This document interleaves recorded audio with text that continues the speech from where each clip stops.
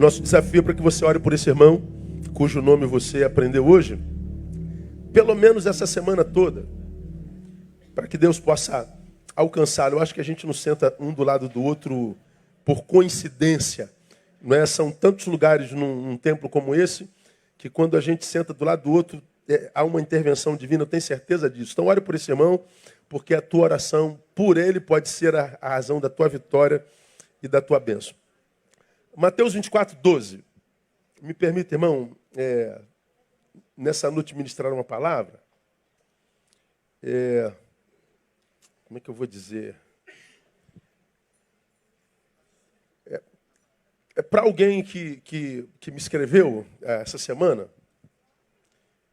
e a gente recebe muitos e-mails, eu não respondo a todos, não dá, eu recebo mais de 1000 e-mails por semana, eu não consigo nem ler todos mais hoje em dia, mas aqueles que eu posso, eu vou tentando responder e dentro da minha possibilidade. Esse veio muito especial, foi alguém que eu atendi há muitos anos atrás, ele é um juiz hoje, um menino jovem e muito talentoso, sabe? Um menino de um futuro, ela já tem um presente maneiro, né?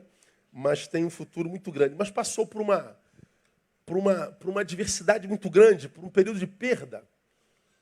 E dentre as perdas que viveu na vida, não tem como compartilhá-las, uma foi produto de uma injustiça muito grande, dessa injustiça que a gente vê acontecendo no país chamado Brasil o tempo inteiro. Essa perda gerou uma revolta tão grande, mas tão grande, que ao atendê-lo ele diz: pastor, eu acho que eu me tornei incapaz de amar. Eu carrego tanto ódio dentro de mim. Eu carrego tanta raiva. Eu carrego tanta ira. Eu carrego tanta dor. Eu tenho tanto desejo de vingança. Que eu não sei se eu sou mais capaz de amar. Eu fui ouvindo, não é, a angústia da alma daquele jovem. Não tem 40 anos, acredito. Me escreve um e-mail me dizendo que esse ódio que o habitava frutificou nele. Ele fez uma besteira. E que pode mudar a sua vida pessoal, profissional toda. Na ira ele produziu, e o produto no tempo da ira desconfigurou a sua jornada inteira. Por isso a Bíblia diz lá, né? Irai-vos e não pequeis. Por que irai-vos e não pequeis? Bom, a ira é humana. Irai-vos. É um sentimento humano como qualquer outro. Da mesma forma como eu amo, da mesma forma como eu sinto saudade, da mesma forma como eu sinto tristeza, a mesma coisa, eu tenho raiva, eu tenho ira. Só que a Bíblia diz, se o sentimento que te domina no momento é ira, não produza. Porque toda produção na ira é pecaminosa. Porque a ira exclui a razão. Você se torna um ser passional. Então está irado, aquiete, não produza. Porque na ira, quando a gente bota a razão de lado, a gente pode desconfigurar a nossa vida todinha. E eu acho que aconteceu com esse jovem meritíssimo. Conversamos mais um pouco. E ele diz, pastor, lembra quando eu disse que eu acho que eu não era capaz mais de amar?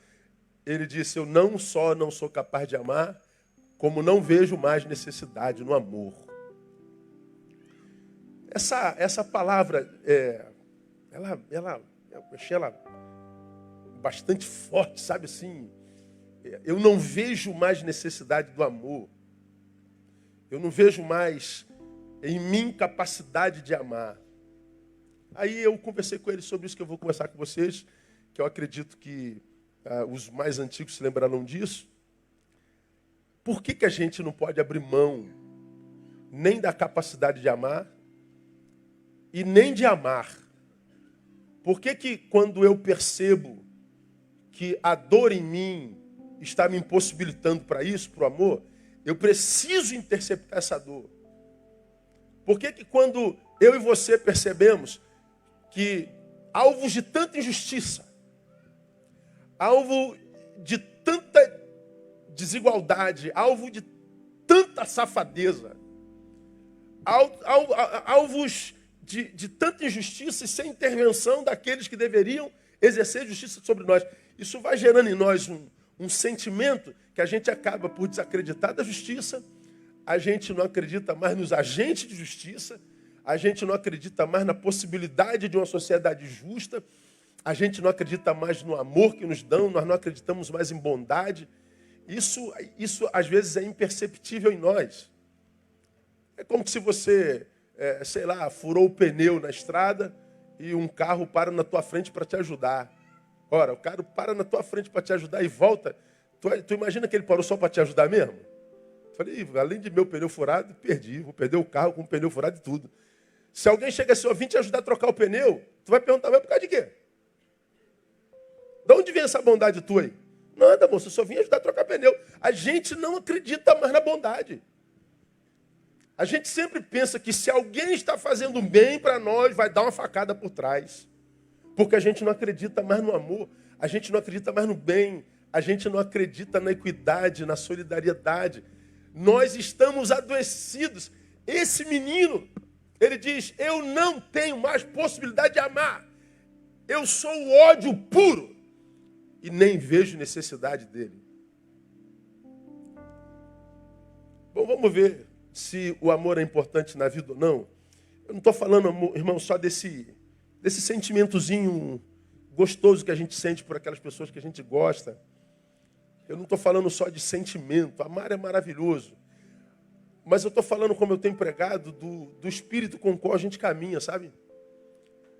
Eu preguei sobre isso no domingo passado, do espírito que a gente anda na vida. Com qual espírito eu caminho. O que me habita quando eu vivo a minha existência. O que eu espalho, o que eu semeio na vida, enquanto a minha vida é desenvolvida. O que é a minha razão, qual é a minha força propulsora. É disso que eu falo. Veja aí Mateus 24:12. Olha só o que o texto diz, depois a gente vai entender esse texto melhor. E por se multiplicar a iniquidade, leia para mim o resto. O amor de muitos esfriará. Vamos juntos, uma só voz?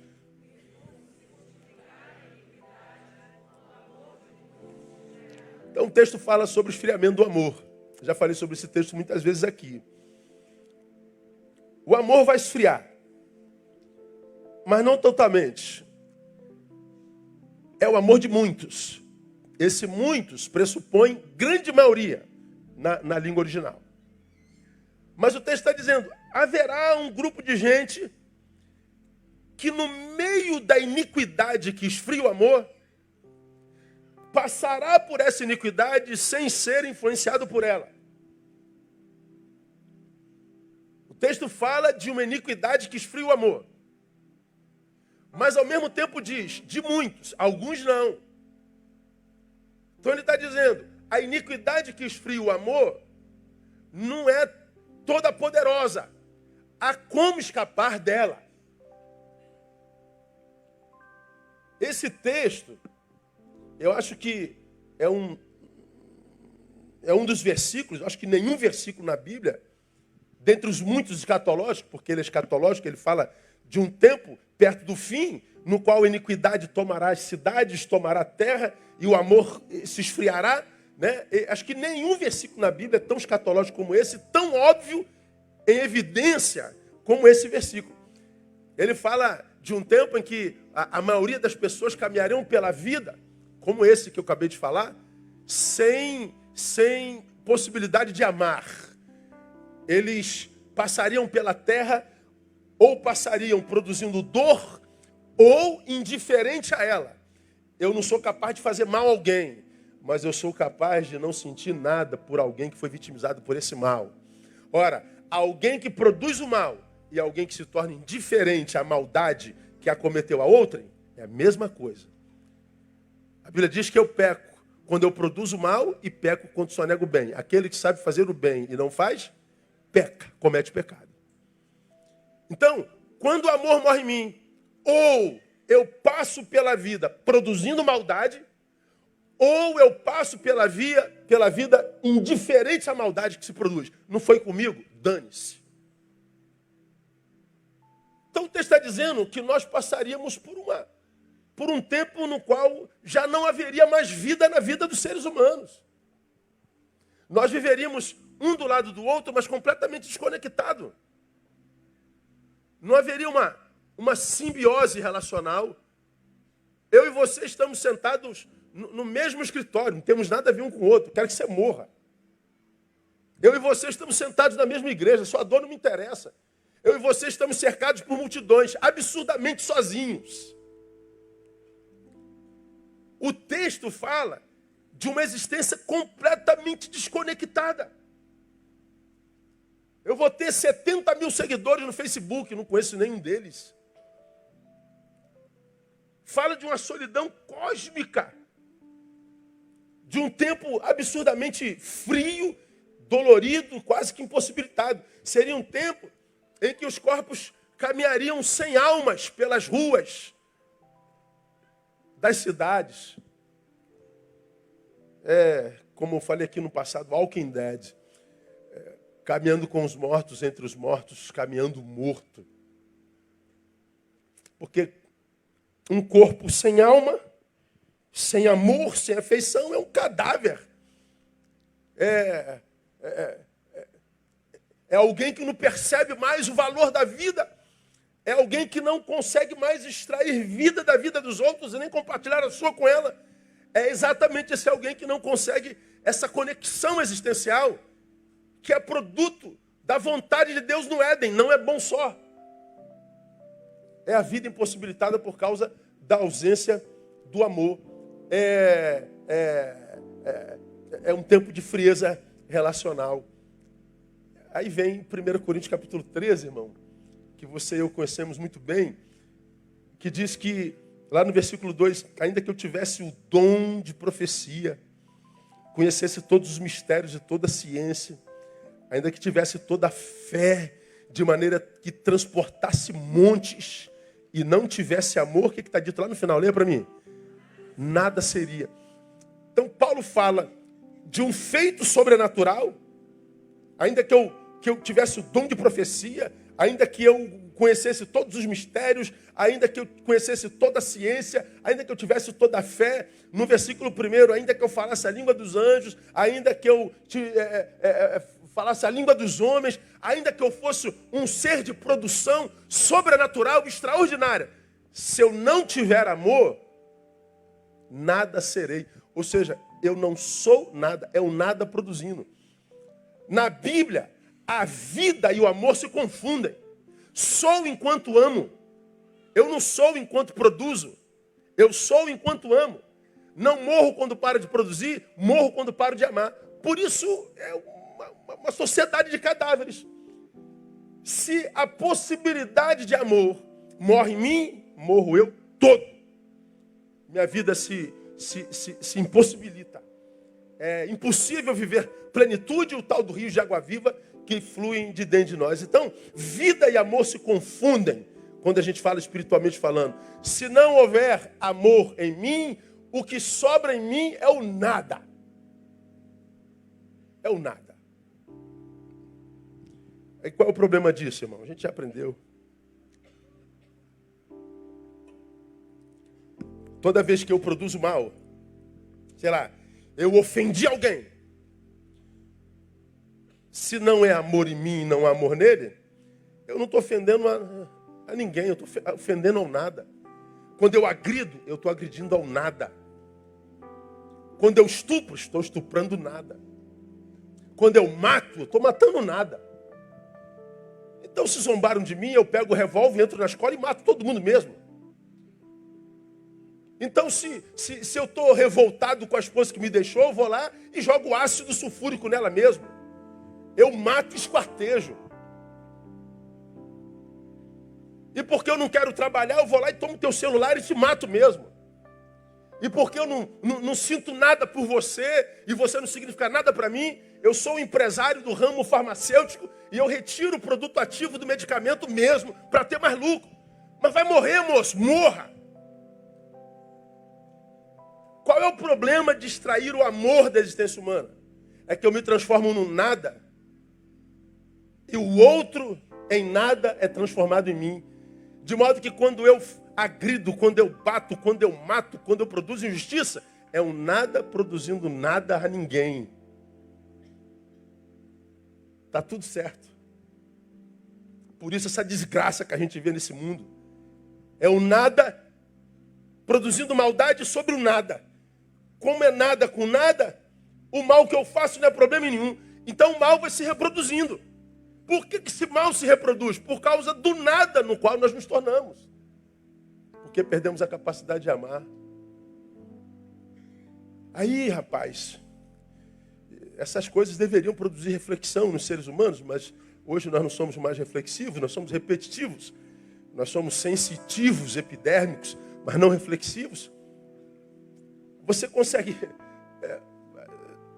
eu não sei se você consegue perceber em si mesmo o índice de maldade que te habita hoje. Quanto ódio que você carrega no coração. Já se assustou com alguma reação de ira tua? Cara, eu vejo o quanto ódio eu carrego em mim quando eu estou no trânsito. Meu Deus, quando eu tenho que... Eu já falei isso aqui umas 570 mil vezes.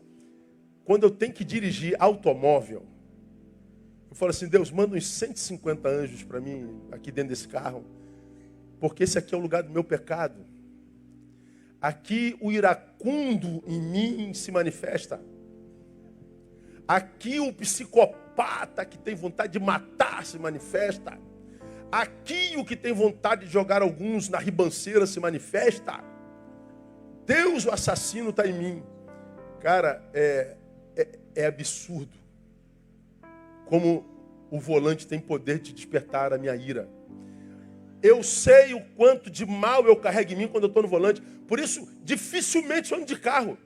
Prefiro moto.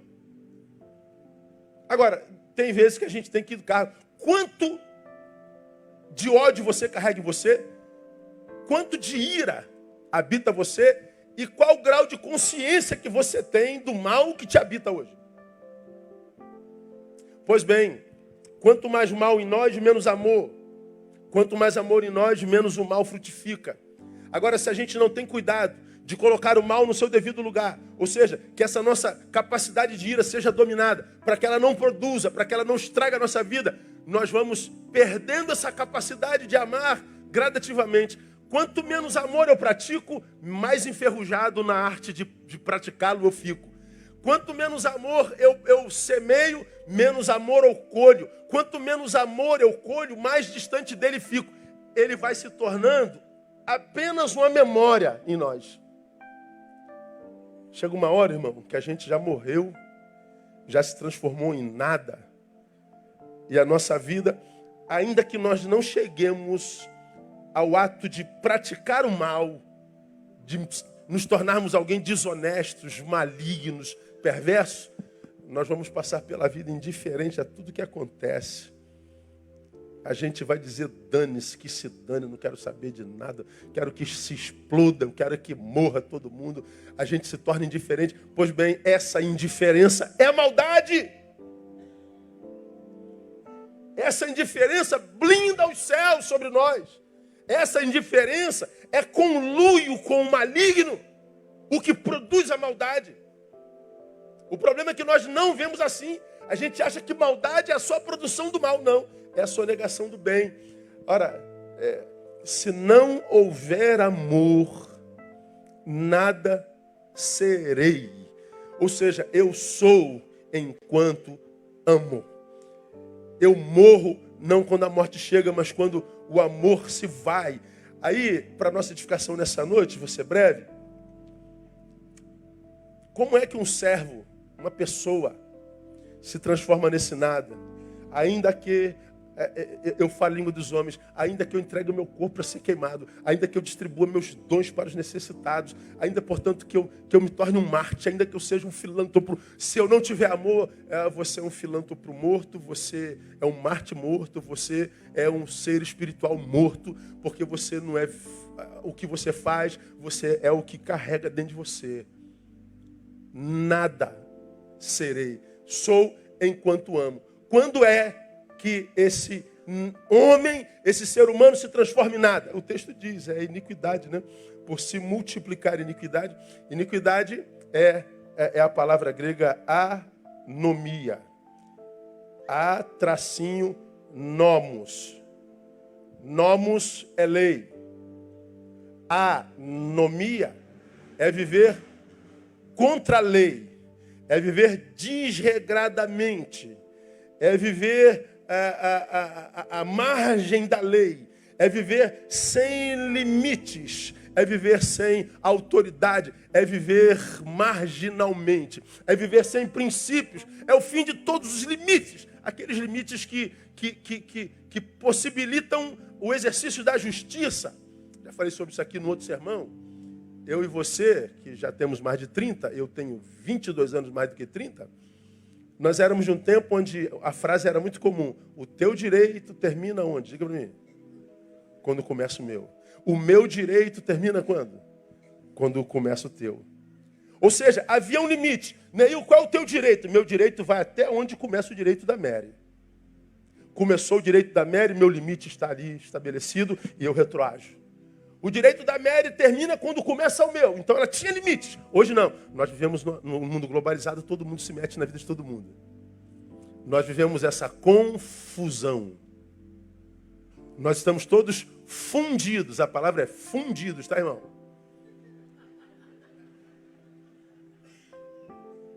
Todos confundidos. Não há mais limites. Vivemos essa intromissão. Vivemos essa anomia. Vivemos essa impossibilidade de vivermos dentro do nosso quadrado sem sermos invadidos. Perdemos a possibilidade de vivermos dentro do nosso quadrado sem invadir o quadrado de alguém. Nós vivemos confundidos. Essa anomia, esse desregramento, essa iniquidade mata o amor em mim. É fácil de entender, né, irmão? É como se você, tendo rede social, sei lá, tu é um youtuber, tu é sei lá, tem um canal. Aí você produz um videozinho de 2 minutos para abençoar todo mundo. Aí vem os comentários. Deixa de ser burro. Essa palavra está errado. Você não sabe nada disso. Jumento. Idiota. Pô, tu levanta de manhã, grava um videozinho maneiro. Doido para abençoar a geração. Só recebe patada. Daqui a pouco você que amanheceu de manhã, com o intuito de produzir um videozinho para abençoar todo mundo, só recebeu patada. Daqui a pouco tu começa a produzir a proporção desse. Burra é tua mãe. Quem não conhece é você, seu idiota, seu verme. Eu falei, pô, cara, tu começou querendo abençoar todo mundo, agora você já está dando coisa para todo lado, meu irmão. Por quê? Porque você foi invadido por ele. Dá para entender isso, igreja? Nós estamos invadidos. Nós estamos pervertidos. Nós estamos todos contaminados pela iniquidade. Todos. As redes principalmente possibilitaram isso. As boas intenções, por causa das reações, se transformam em reação. Só que a tua reação é completamente diferente da tua primeira ação. Você que acordou querendo espalhar amor, porque não foi entendido, agora espalha ódio. Começa bem e termina mal. É iniquidade. Essa iniquidade na qual nós vivemos vai matando em nós a incapacidade de produzir amor. Aí você tenta, não, aquela semana de repente o vídeo não foi legal. Essa segunda-feira eu vou gravar um videozinho legal, vou pesquisar melhor. Aí tu grava um vídeo maneiro, tu pesquisou tal, aí primeiro comentário, esquerdista, marxista do capeta. Falei, pô, mas eu não sou de esquerda, nem pensei nisso. Aí o outro de trás, fascista de direita miserável. Falei, pelo amor de Deus, eu sou esquerda, eu sou direita, eu sou fascista ou comunista. Tu não é nada, seu jumento. Para de ficar, não, pô. Aí, daqui a pouco, de direita é tua mãe, de esquerda é teu pai. Ó, aí daqui a pouco tu tá, ódio de novo. Chega uma hora que você fala assim, ó, não gravo mais nada, eu quero que vocês tudo morram. Eles te deformaram. Você se tornou um produto deles. Acontece com todo mundo. Iniquidade. Você que amanhecia desejoso de espalhar uma palavra de amor você não espalha mais. Se torna indiferente. E quando isso vira regra de vida, é a regra de vida, nós construímos uma sociedade como essa nossa. Absolutamente adoecida. Onde o medo é o que rege. Essa iniquidade é a retirada da capacidade de convívio mútuo. É o fim, irmão, da sapiência do Homo sapiens. É o renascer do Homo anima. Nós estamos vivendo na animosidade, não na racionalidade mais. Nós somos passionais, nós somos reativos e não proativos. Nós não pensamos mais antes de responder. Se chegou a nós, tocou na minha imagem, e você, o animal em você é quem retroage. Eu vi essa semana o filme Vingadores, Ultimato, o último filme deles lá, e uma decepção terrível, porque eu vi o que fizeram com o Hulk. Quem viu o Ultimato aqui? Deixa eu ver. Uma boa parte. Viu o que fizeram com o Hulk, cara? Hã? Tu gostou? Hã? Não, é verdade. Não vou falar. Mas, só porque eu falei o que fizeram com o Hulk, você vai ter que ir lá ver o que fizeram com o Hulk.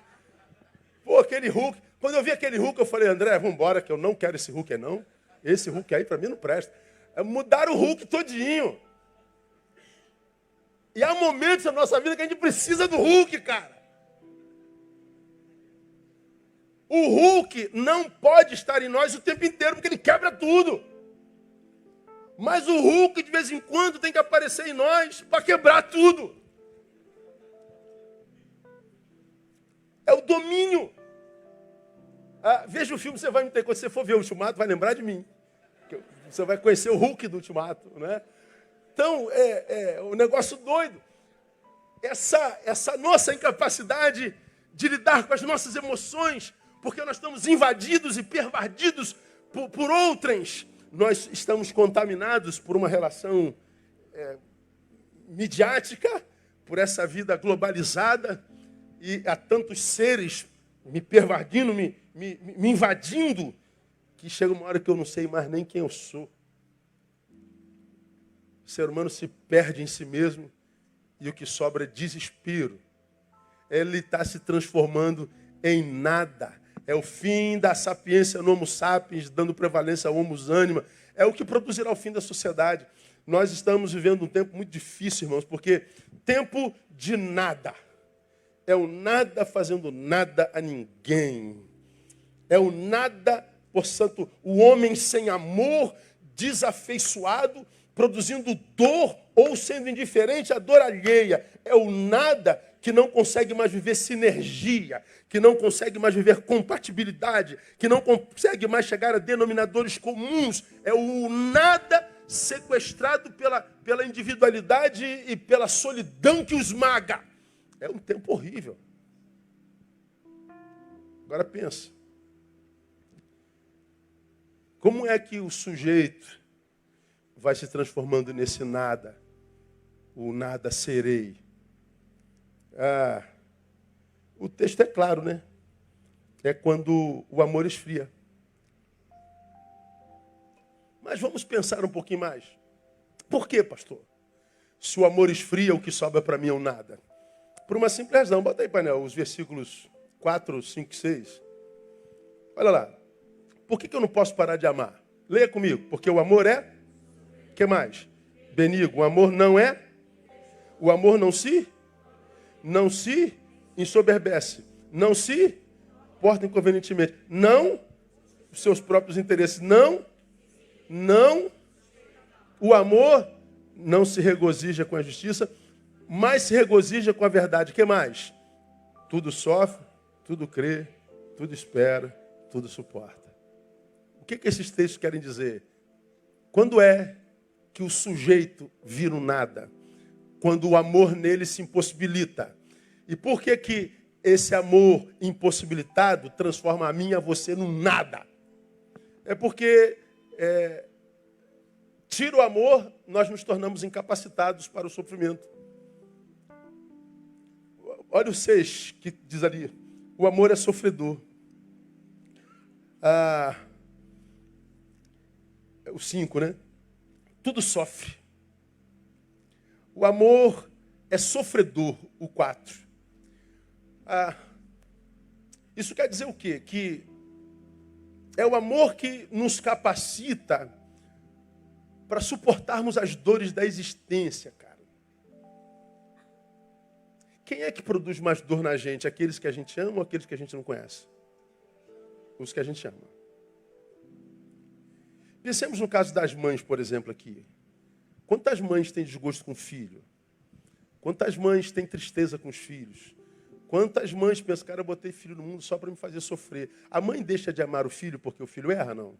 Não. Como é que ela suporta as dores que o filho imprime nela? Por causa do amor. Porque a dor que o filho dela imprime naquela família faz com que aquela família mate o filho dela.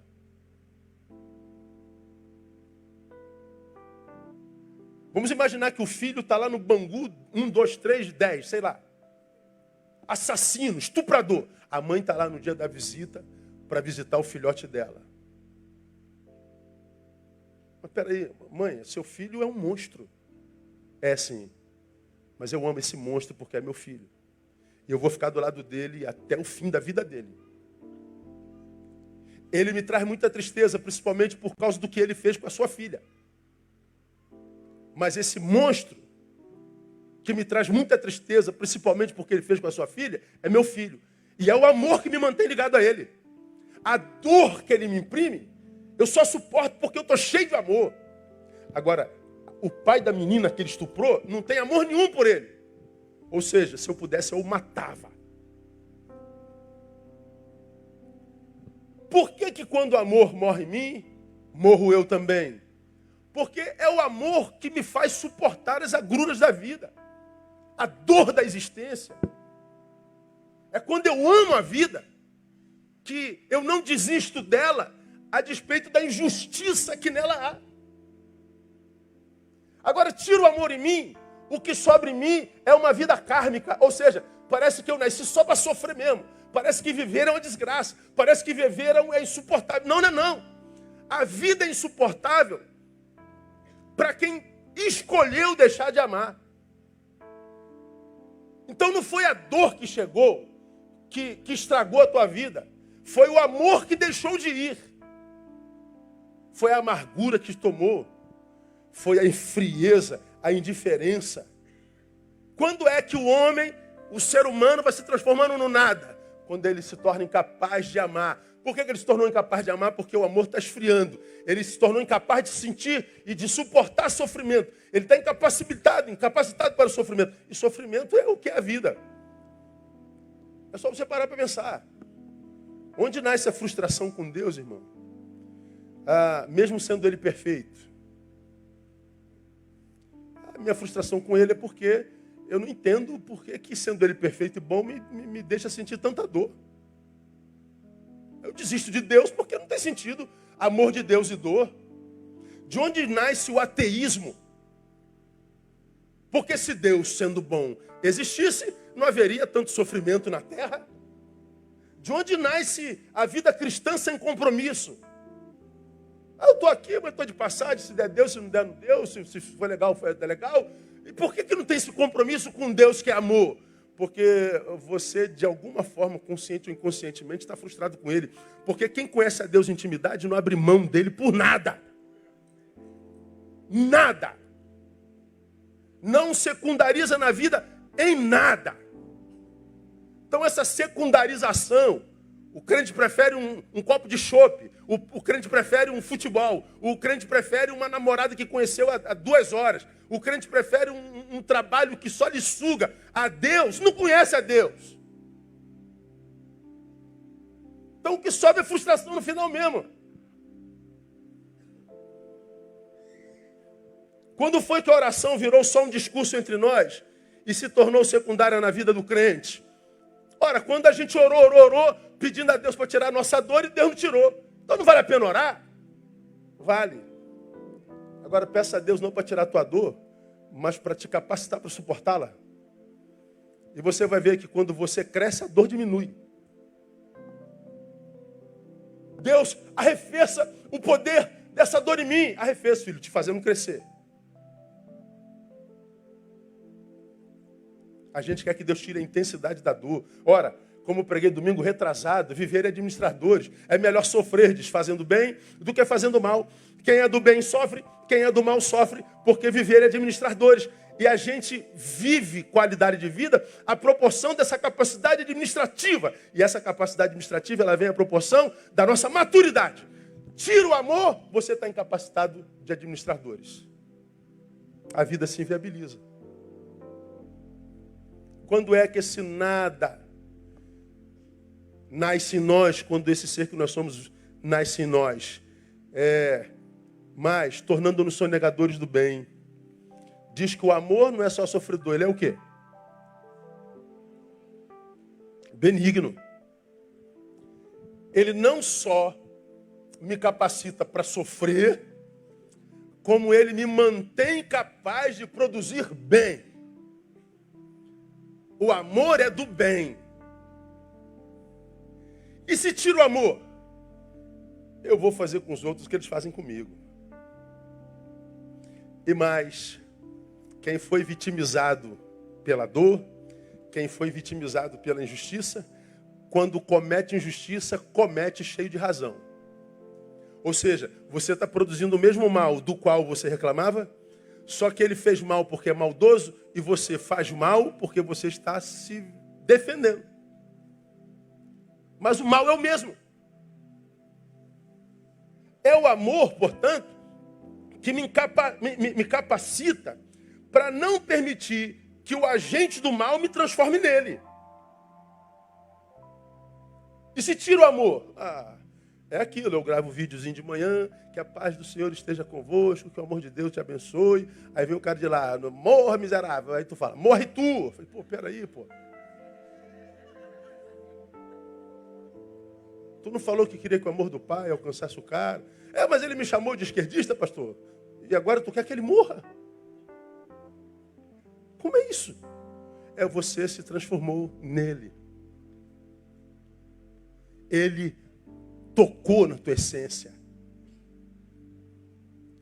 Se me torna incapaz de suportar a dor, o que me sobra é o desarmamento existencial. Eu estou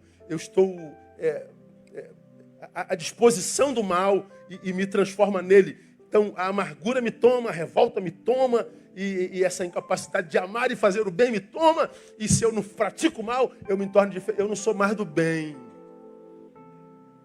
Porque eu só me torno e permaneço agente do bem quando o que me habita é amor. Eu não consigo mais amar, pastor. Então você só vai produzir mal. E tudo que a gente semeia, conclua para mim, a gente colhe. Como que esse homem, essa mulher se transforma em nada? Se tornando invejoso. O amor não é invejoso. Essa palavra invejoso é interessante, irmão. É a palavra dizelu. Dizelu. Demudo Z-E-L-O-O. Dizelu. Essa palavra dizelu, traduzida literalmente, é esforçar-se por. O amor, ele é aquele que nos capacita para nos esforçarmos até o fim. Ou seja, ele não nos permite ser invejosos. Ou seja, ficar de olho no esforço do outro. Querer ter o que o outro conseguiu com o esforço que imprimiu. A ideia da inveja nesse texto não é só... eu invejo o lenço do pastor Neil, lenço de ouro. Aí, lenço de ouro. É brincadeira, viu, irmão? Isso é sei lá o que. Que lenço... Não. A inveja não é só pelo lenço do pastor, mas olha só que coisa interessante. É pelo esforço que o pastor conseguiu desenvolver para conseguir aquele lenço. Ele não inveja a tua casa, mas a força e a competência que você desenvolveu para comprar aquela casa. Ele não inveja a tua família, mas a graça que te foi dada, que te fez capaz de atrair aquela mulher, aquele homem, e construir aquela família com aqueles filhos lindos.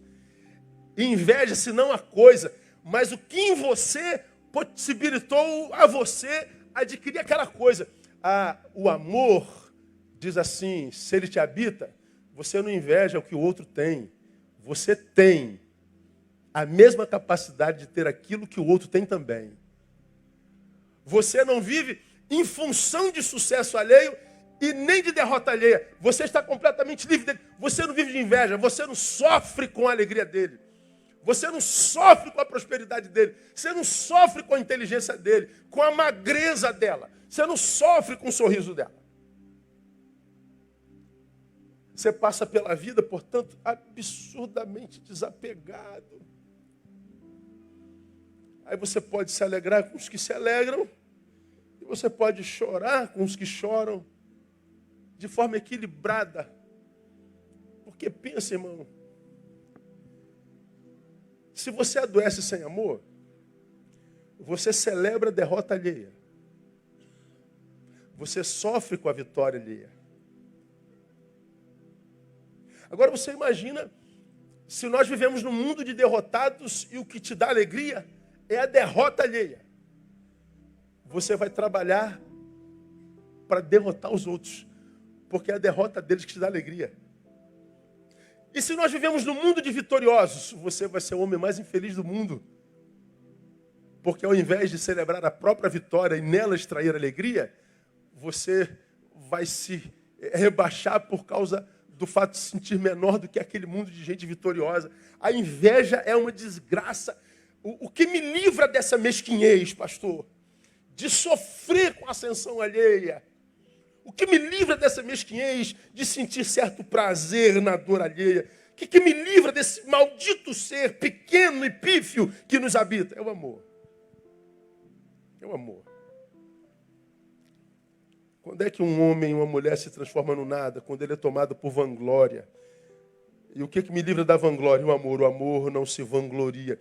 Vanglória é glória vã. É dizer-se mais do que se é de fato. É ser alguma coisa e promover essa coisa, não por amor próprio e gratidão por ser essa coisa, mas para que essa coisa diminua quem ainda não é essa coisa. É uma relação equivocada com aquilo que a vida te deu.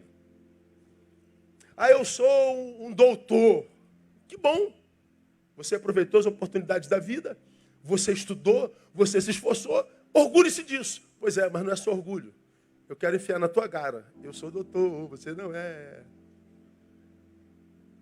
Isso é glória vã. Você não é dono desse título, esse título é teu dono.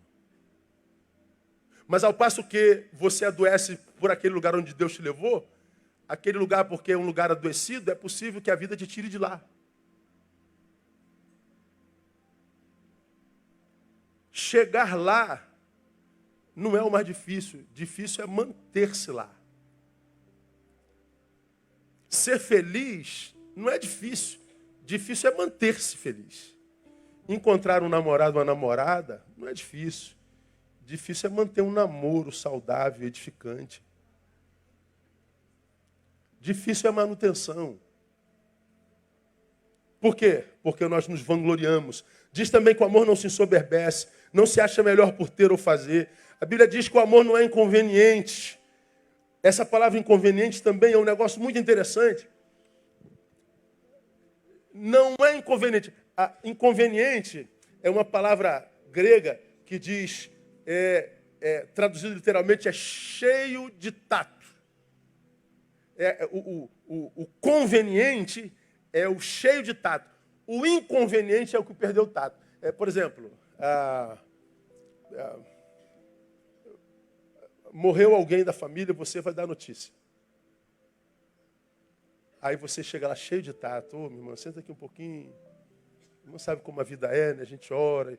Você prepara o coraçãozinho da pessoa, cheio de tato, para dar aquela notícia, preocupada com os afetos dela, porque você sabe que vai morrer, porque aquela ausência vai empobrecê-la demais e tal. Aí você conta, mas você já abraçou, você já acolheu. Quem é o inconveniente?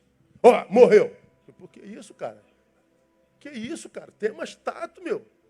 Seja mais gentil, brother. Cuida melhor dos afetos alheios. Respeita o limite do outro. Seja mais generoso. Não seja inconveniente. É disso que o texto está falando. Quando é, irmão, que a dor do outro me importa, é amor. É esse amor que nos faz viver esse amálgama. E por último diz lá que o amor não é egoísta. Já passou esse versículo 15 minutos, painel. Dá uma olhadinha aí. Não é inconveniente. Volta.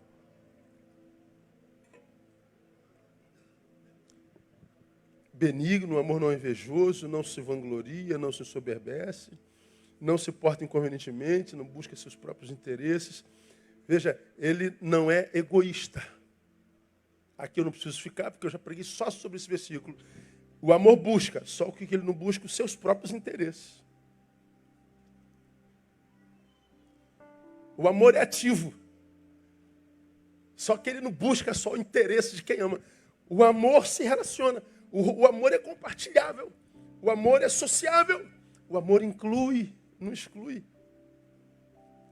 Quando é, irmãos, que nós viramos esse nada maldito, que ou produz mal ou indiferença? É quando nós nos tornamos, portanto, incapazes de sofrer com dignidade, quando nos tornamos sonegadores do bem, quando nos tornamos invejosos, quando nos tornamos vangloriosos, quando nós nos ensoberbecemos por nada, quando nós nos tornamos inconvenientes, sem tato, sem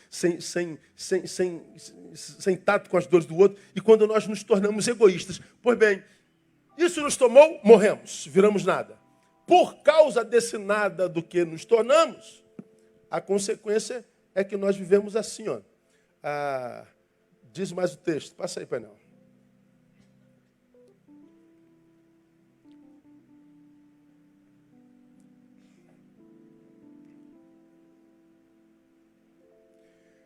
Diz que o amor não se irrita, no versículo 5. Mas porque nós já fomos deformados, nós vivemos irritados. Pavio curto. É o que eu falei de mim no trânsito.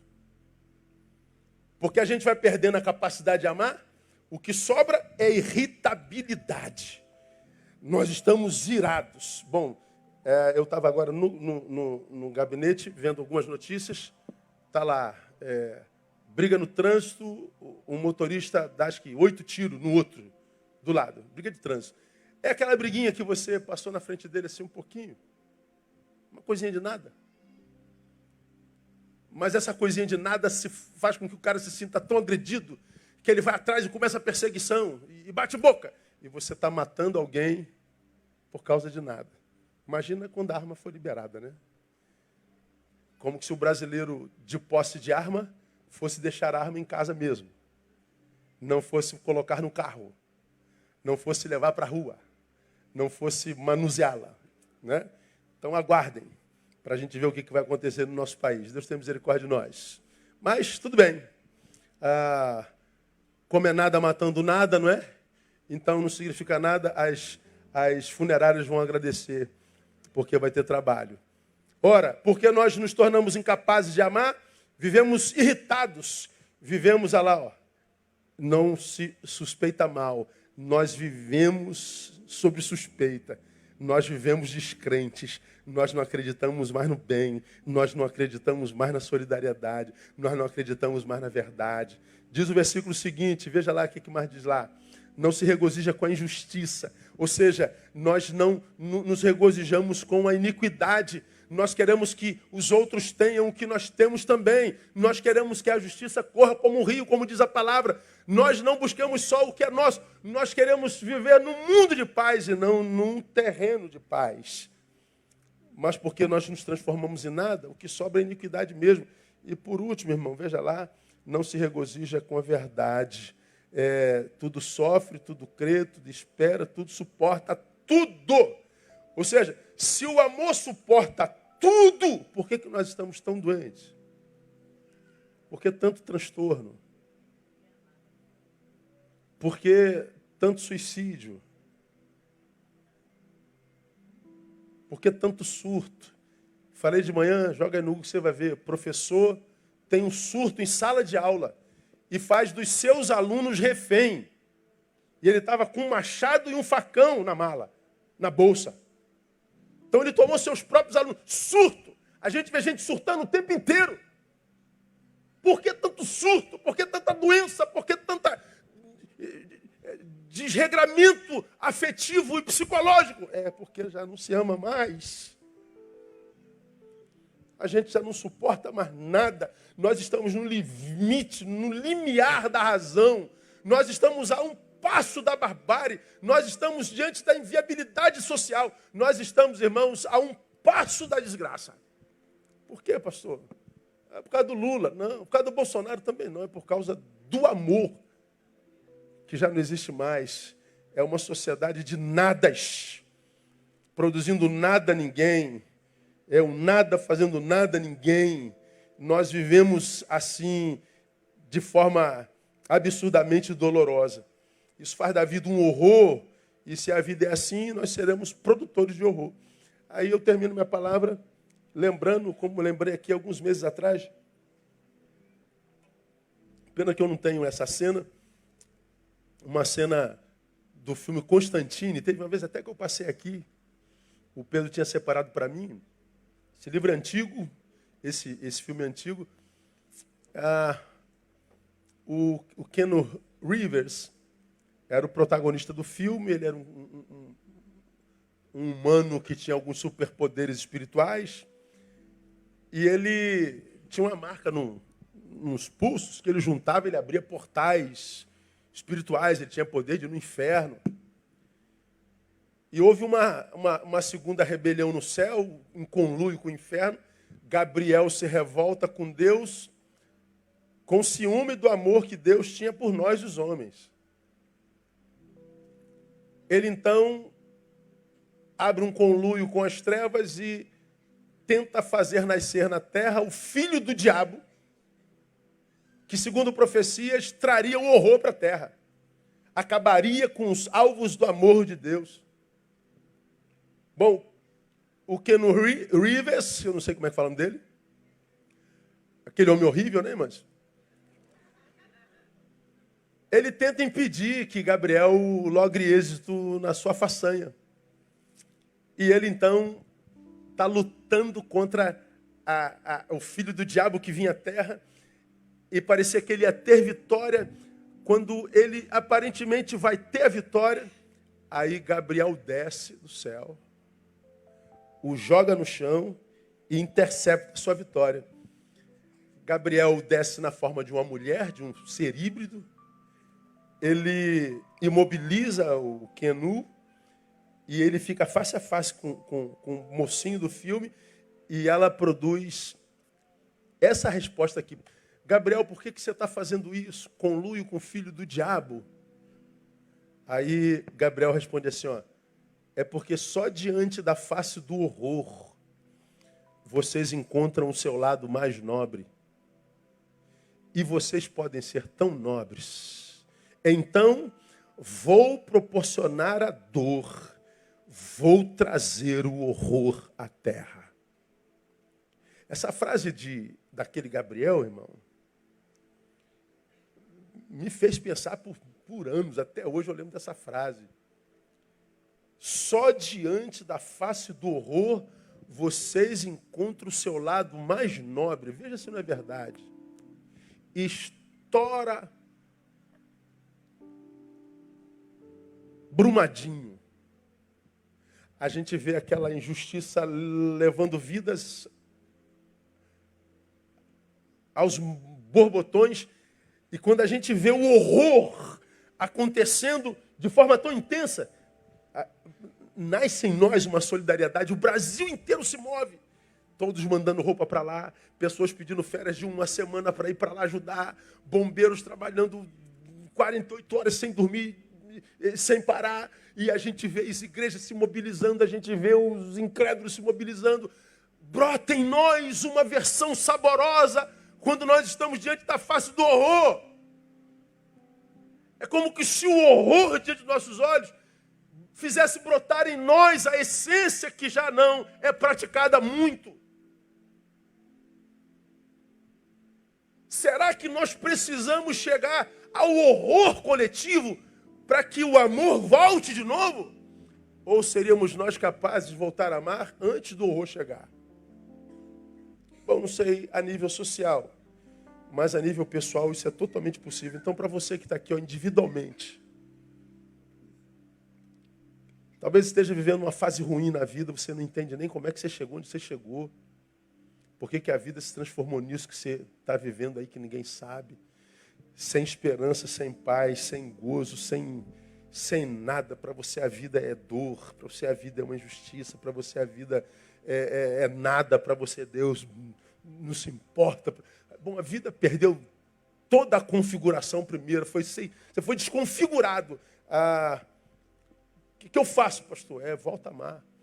Não espere que o marido faça alguma coisa para que você volte a viver. Não espere que a esposa faça alguma coisa. Não espere que o patrão. Não espere que o presidente. Não espere que o pastor. Não espere para a tua redenção a ação de outrem. Faça você a primeira coisa. E a primeira coisa, irmão, é única. É voltar para a vida em amor. Você foi alvo do ódio de alguém? Sim, sobre a gestão de alguém você não tem poder, mas sobre a sua você tem. Não permita que o ódio dele inviabilize em você o amor que você é capaz de oferecer à vida. Volte a oferecer o amor à vida. Procure aqueles que você ama, aqueles que não te traíram, aqueles que não te machucaram. Porque se um te machucou, você deixa de amar a tantos, porque a revolta da traição de um te fez injusta para com a tantos outros que não te traíram. É o que a gente vê o tempo todo. Gente que foi traído por um, deixando de amar a 1000. Estou revoltada, pastor. Por quê? Porque fulano me traiu. Ok, o que os outros fulanos que não tem nada a ver com isso, têm a ver com isso? Nada. Então por que você deixou de amá-los? Por que você abriu mão da convivência deles? Por que você abriu mão deles se eles eram pessoas fontes?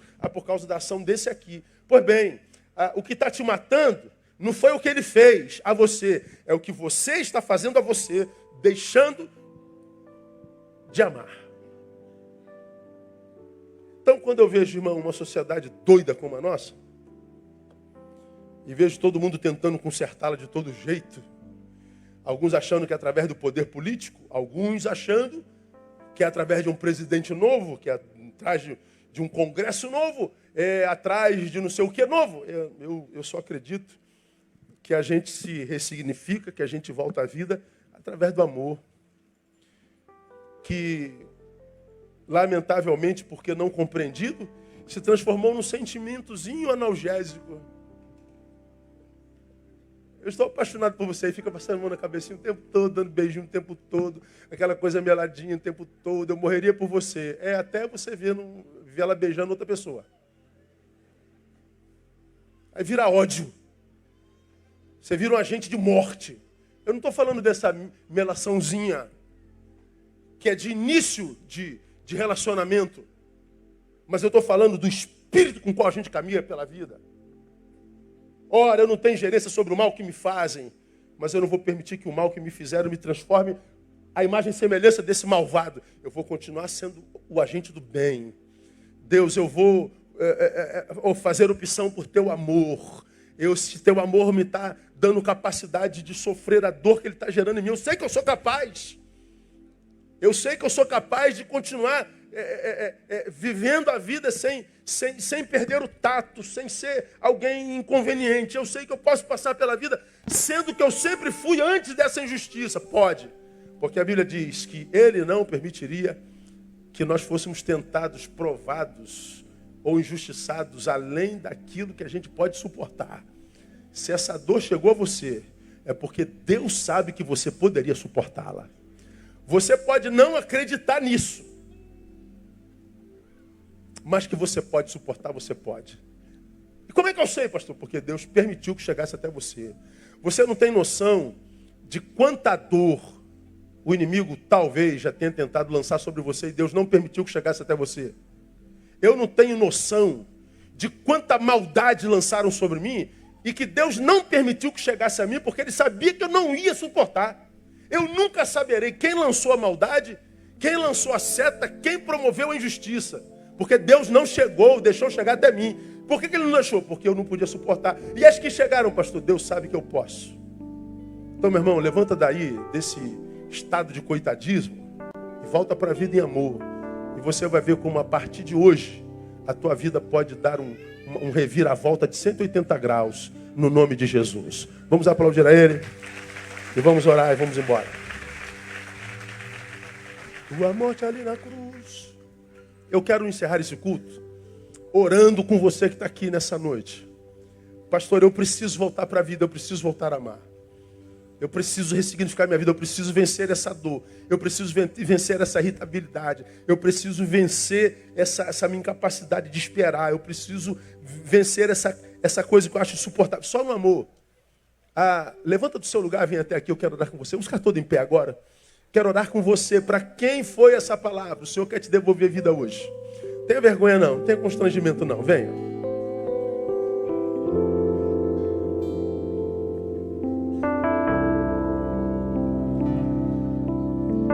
Pastor, eu quero esse amor de volta. Eu quero essa capacidade de novo restaurada em mim. Eu não quero me transformar no nada.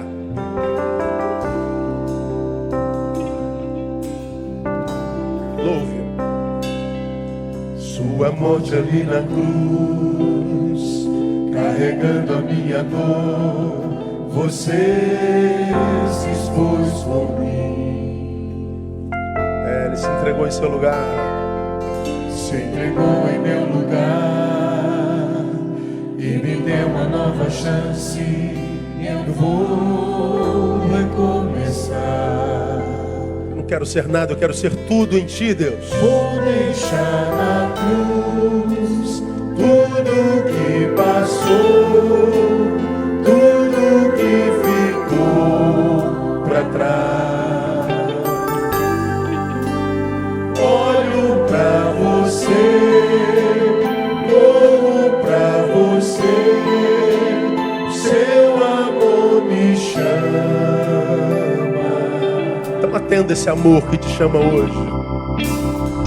Sua morte ali na cruz, carregando a minha dor, você se expôs.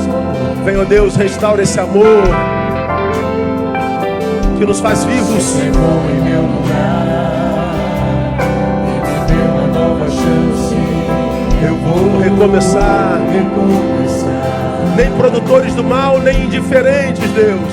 Vou deixar na cruz agentes de amor. tudo que passou, Restaura nos teus filhos essa capacidade de amar. olho pra você, corro pra você, seu amor me chama. Então diga a Ele, eu dependo desse amor. Eu dependo desse amor, do seu amor, mais que tudo.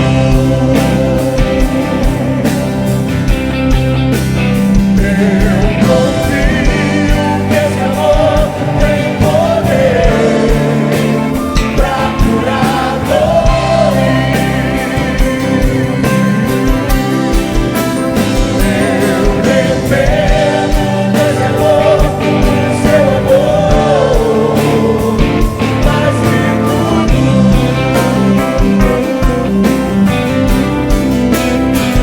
Eu confio que esse amor tem poder pra curar dores. Vou deixar na cruz. Vou deixar na cruz tudo que passou, tudo que ficou pra trás. Olho pra você, corro pra você, seu amor me chama. E ó Deus, nós estamos aqui no altar atendendo esse chamado. Estamos vivendo um mundo de iniquidade, Deus. no mundo de confusão, no mundo de fusão doentia, no mundo, ó Deus, de despersonalização, de gente que por causa da iniquidade tem visto o amor esfriar e por causa do esfriamento desse amor, gente que tem se transformado em nada, gente que não encontra sentido na vida, gente que não vê motivo para ela. Mas nós nessa noite, ó Deus, entendemos a Tua palavra que foi clara. Nós queremos viver até o fim da vida, nós não queremos morrer antes da morte chegar, nós não queremos passar pela vida sendo nada, nós queremos ser aquilo e aquele que nós somos no Teu coração, filho amado e filho que ama. Portanto, nessa noite, ó Deus, restaura em nós a capacidade de amar, restaura em nós, ó Deus, a capacidade de viver esperança, de nos solidarizarmos, de vivermos empatia. Restaura nos teus filhos, ó Deus, aqueles valores que foram sepultados, quem sabe, pela ação injusta de uma pessoa. Anula o poder dessa injustiça, o poder desse trauma, e ressuscita esse homem, essa mulher nessa noite, que ele volte a ser aquele homem, aquela mulher generosa que sempre foram, que ele volte a ser aquela pessoa que acolhe, que aconselha, que se importa, aquela pessoa que tem aquele ouvido misericordioso, aquela pessoa que é pessoa com quem todo mundo quer estar, Deus. Sim, Deus, restaura em nós a nossa identidade nessa noite, restaura em nós aquela persona que Tu geraste em nós, que é única e que Tu amas e queres usar. Nós ministramos, ó Deus, vida nova sobre a vida dos Teus filhos nesse altar. Nós ministramos, ó Deus, tempo novo na vida dos irmãos que estão nesse altar. E nós fazemos isso na autoridade do Cristo nosso Senhor e pelo poder do nome de Jesus, nosso Mestre, que vive e reina para sempre. Amém e aleluia. O melhor aplauso a Ele que você puder. Aplauda forte a Ele por sua palavra. Que Deus abençoe você. Dá um abraço aí, irmão, que está do seu lado. Deseja a ele boa semana, boa noite, boa vida, novo tempo nele. Boa semana a vocês, até quarta, permitindo o Pai. Que o amor de Deus te cubra, te proteja, te use, te restaure.